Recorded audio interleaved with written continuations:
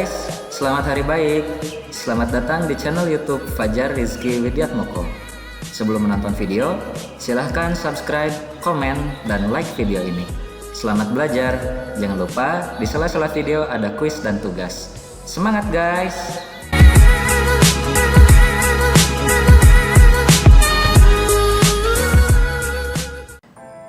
Bismillahirrahmanirrahim. Assalamualaikum warahmatullahi wabarakatuh. Selamat datang di kuliah bahasa Indonesia pertemuan kelima. Oke, hari ini kita akan belajar tentang struktur teks akademik part 1. Kenapa kita penting belajar struktur teks akademik? Itu sangat berfungsi sekali ketika teman-teman nanti membuat skripsi, dimana ketika nanti teman-teman membuat skripsi, teman-teman membutuhkan sekali berbagai literatur, dan masing-masing literatur akan digunakan oleh teman-teman dengan fungsinya masing-masing. Sebagai contoh, ketika teman-teman membuat pendahuluan, maka teman-teman butuh mencontoh bagaimana sebuah literatur membuat suatu pendahuluan. Makanya nanti teman-teman akan membuka sebuah paper, kemudian dari dalam paper tersebut teman-teman akan melihat bagian pendahuluannya dan menelaah seperti apa. Begitu pula ketika teman-teman ingin membuat sebuah paper atau membuat sebuah skripsi dengan metode yang sudah teman-teman tentukan. Tentu teman-teman membutuhkan yang namanya metode, dan ketika mencari metode, teman-teman akan melihat dari paper tersebut dan yang dibaca itu bagian metodenya saja. Oke, langsung saja ke bagian materi.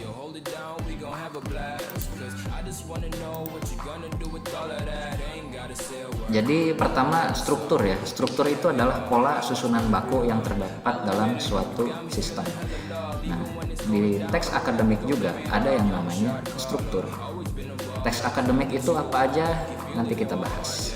Ya, jadi di dalam suatu teks akademik masing-masing mempunyai bagian-bagian yang sudah ditentukan.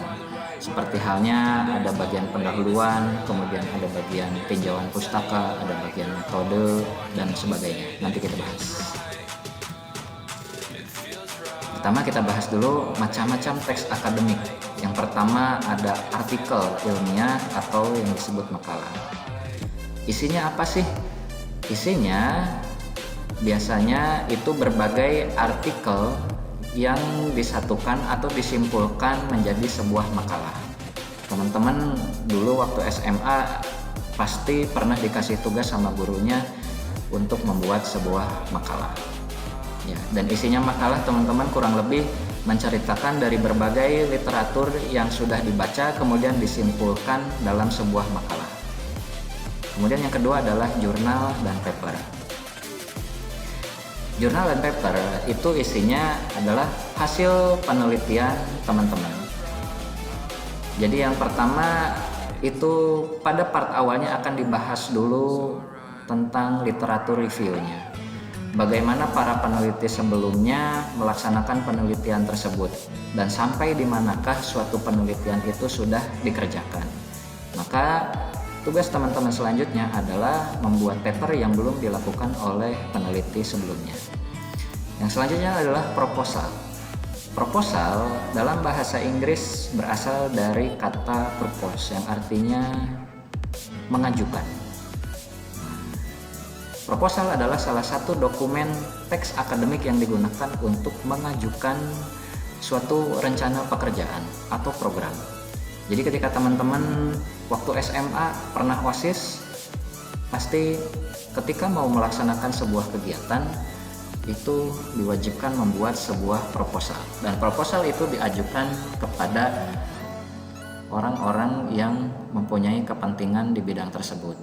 Misalnya jika teman-teman ingin mengadakan kegiatan OSIS dulu, terus pasti minta izinnya sama kepala sekolah, karena yang mempunyai tempat tersebut dan yang mempunyai wewenang dari siswa-siswa di sekolah tersebut adalah kepala sekolah. Termasuk di dalam proposal pun teman-teman diwajibkan menuliskan tentang detail-detail apa aja yang akan dilakukan. Begitupun dalam teks akademik, ketika teman-teman mengajukan proposal penelitian, teman-teman pun akan mengajukan sebuah rencana. Diajukan sebuah rencana, apa pentingnya rencana program tersebut, dan apa rincian dari program penelitian tersebut. Dan di bagian akhir dari proposal, biasanya dari teks akademik itu akan ada yang namanya hasil yang diharapkan. Kemudian selanjutnya ada yang namanya laporan penelitian. Secara praktis dalam dunia akademis ini nanti teman-teman akan membuat laporan penelitian dalam bentuk skripsi. Nanti ketika S2 dalam bentuk tesis dan ketika S3 dalam bentuk disertasi. Yang pertama, pendahuluan. Jadi, pendahuluan itu berisi latar belakang secara umum mengenai topik yang dibahas.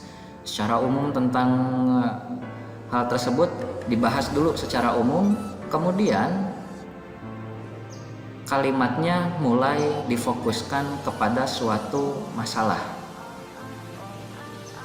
Makanya dalam paragraf pendahuluan dia bersifat dari umum ke khusus. Kemudian dari masalah tersebut harus dirumuskan masalahnya apa. Nah, sudah tahu masalahnya, maka teman-teman mempunyai asumsi bahwa solusi yang diajukan bisa menyelesaikan permasalahan tersebut. Dan teman-teman dalam pendahuluan tersebut dipacu untuk membangun alasan mengapa solusi itu penting diterapkan untuk menyelesaikan masalah tersebut. Kemudian selanjutnya ada yang namanya kajian pustaka atau literatur review, berisi tentang bahasan-bahasan penting yang berhubungan dengan topik pembahasan. Setiap bahasan berbeda tapi berhubungan dengan topik dan dipisahkan oleh subbab. Dominasi oleh kalimat sitiran atau kutipan yang berasal dari berbagai pustaka. Pustaka diurutkan dari bahasan umum hingga bahasan khusus dan diakhiri dari simpulan dari seluruh kajian pustaka. Jadi ada beberapa kasus dalam teks akademik tentang kajian pustaka. Biasanya beberapa reviewer atau pembaca bisa menyebutkan bahwa paper ini mempunyai kekayaan ilmu dilihat dari seberapa banyak literatur reviewnya. Karena literatur review itu artinya seberapa banyak penulis paper tersebut telah membaca teks akademik yang berhubungan dengan penelitian tersebut. Jika literatur reviewnya sedikit, bisa diartikan juga bahwa si penulis paper itu tidak membaca banyak yang berhubungan dengan topik tersebut. Selanjutnya, bab hasil.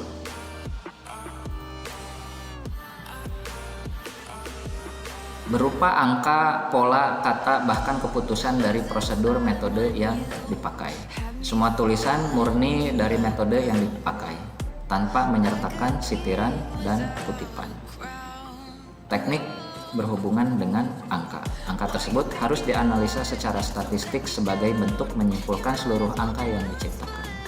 Jadi hasil itu adalah semua pekerjaan yang murni hasil pekerjaannya teman-teman, hasil analisa teman-teman. Dan biasanya dari sebuah hasil analisa itu menghasilkan angka-angka. Ketika angkanya banyak, maka tidak bisa disebutkan satu persatu. Teman-teman harus menyimpulkan angka-angka tersebut menggunakan statistik.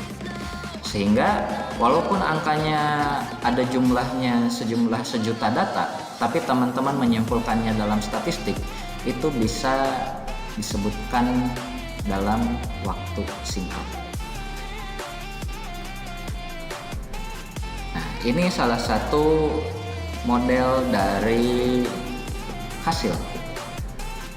Jadi di diagram tersebut ini adalah data biometrik antara berat badan dengan tinggi badan. Nah, dimodelkan dengan garis yang ada di kurva tersebut, garis biru. Dan garis ini bisa diartikan dengan model matematik. Sehingga nantinya hasil itu bisa disimpulkan dengan satu model matematik.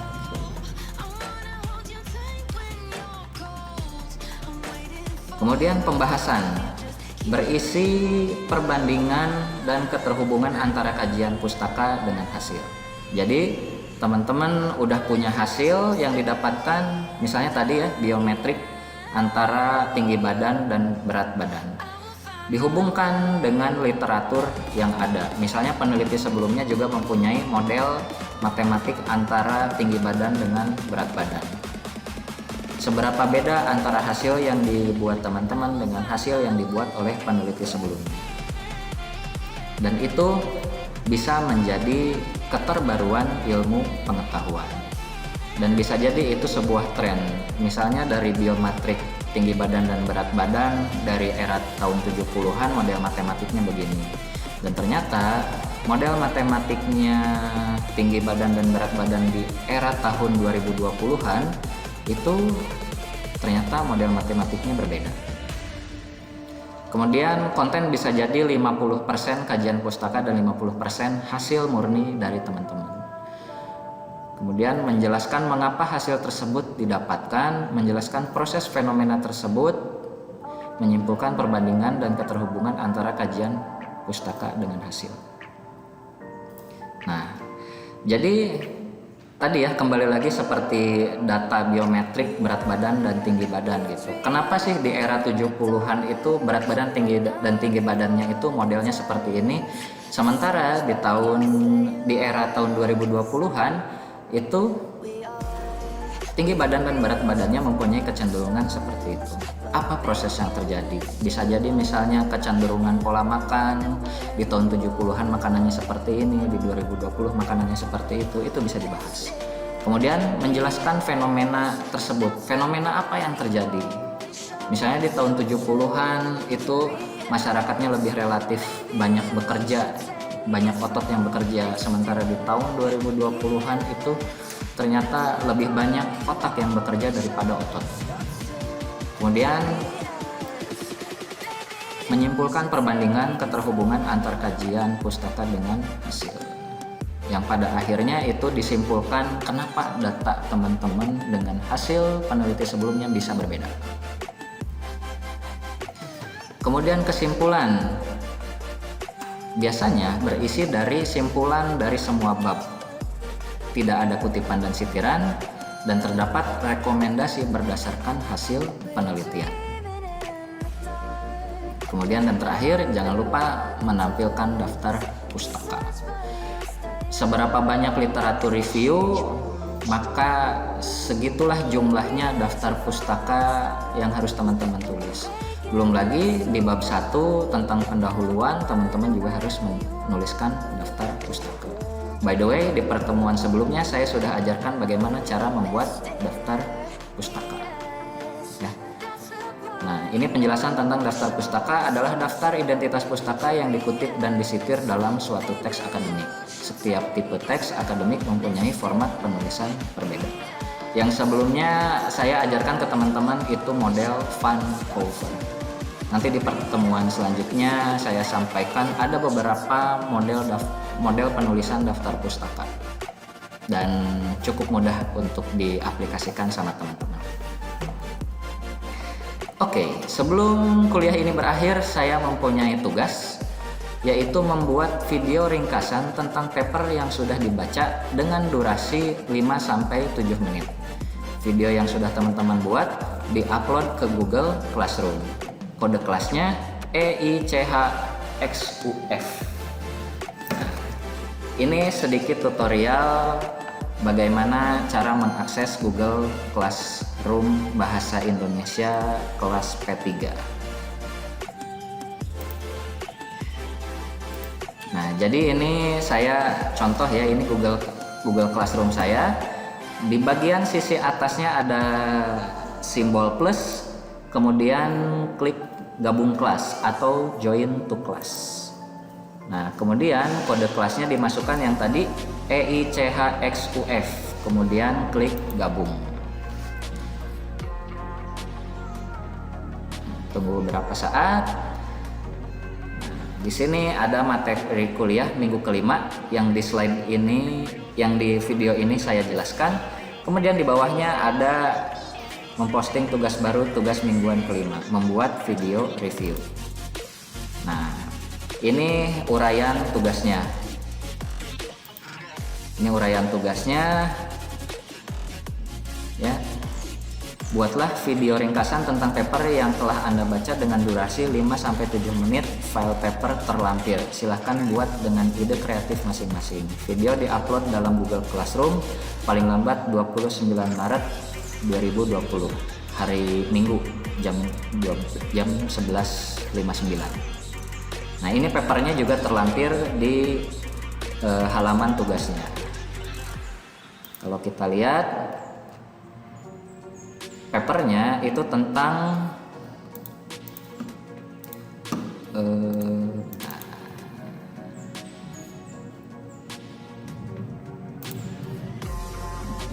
model kekritisan indeks lingkungan dengan algoritma urban heat island di kota Semarang. Ya, coba teman-teman baca, ini 8 halaman dan saya kira cukup mudah dipahami bahasanya. Dan siapa tahu metode ini bisa digunakan oleh teman-teman untuk skripsi nanti. Papernya kurang lebih tentang lingkungan di daerah industri. Jadi walaupun papernya tentang lingkungan, tapi ini masih membahas tentang industri.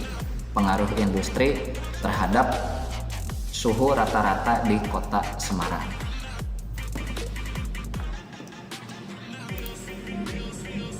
Oke, nah bagaimana cara menguploadnya? Di sini ini ya, tugas Anda tambah atau buat, diklik, kemudian klik file, kemudian di drag video Anda.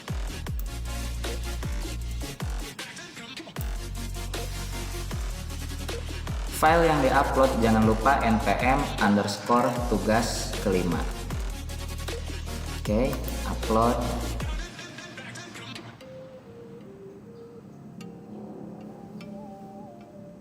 Dan serahkan.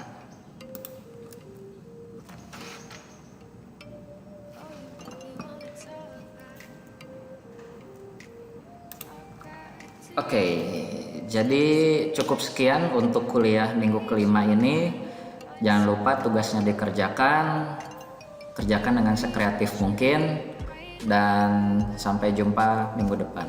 Wassalamualaikum warahmatullahi wabarakatuh.